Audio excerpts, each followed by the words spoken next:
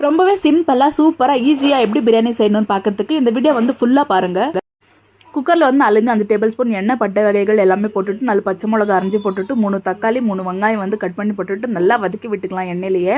அதிலே க்ளீனாக வதக்கி விட்டுட்டு அதிலே கொஞ்சமாக வெந்தயக்கீரை, கொஞ்சமாக புதினா, கொஞ்சமாக அப்புறமா வந்து கொத்தமல்லி 3மே போட்டு அதுவும் வந்து லைட்டாக 2 நிமிஷம் வதக்கி விட்டுட்டு 2-3 டேபிள் ஸ்பூன் அளவு வந்து ஜிஞ்சர் கார்லிக் பேஸ்ட் போட்டு நல்லா வதக்கி விட்டுடலாம். அந்த எண்ணெயிலேயே நல்லா வதங்கட்டும். நல்லா வதங்கின பிறகு அதில் 2 டேபிள் ஸ்பூன் அளவு சில்லி பவுடர் போட்டு நல்லா வதக்கி விட்டுடலாம். நல்லா வதங்கினதும் அதுலேயே உப்பு தேவையான அளவு வந்து போட்டுக்கலாம். கல்லுப்பு வந்து போட்டுட்டு நல்லா மிக்ஸ் பண்ணிக்கலாம். கல்லுப்பு போட்டால் வந்து ரொம்பவே நல்லது உடம்புக்கு கூட. முடிஞ்சவளோ கல்லுப்பு யூஸ் பண்ணிக்கோங்க. 1 டேபிள் ஸ்பூன் கரம் மசாலா போட்டுட்டு 1/2 கிலோ வந்து சிக்கன் ஆட் பண்ணிவிட்டு நல்லா மிக்ஸ் பண்ணிக்கலாம். அதுலேயே இப்போ லெமன் வந்து ஆட் பண்ணிக்கலாம். ஒரு ஃபுல் லெமன் வந்து பிழிஞ்சு விட்டுக்கலாம். பிழிஞ்சு விட்டால் நல்லா வந்து ரைஸ் வந்து உதிரி உதிரியாக சூப்பராக வரும்.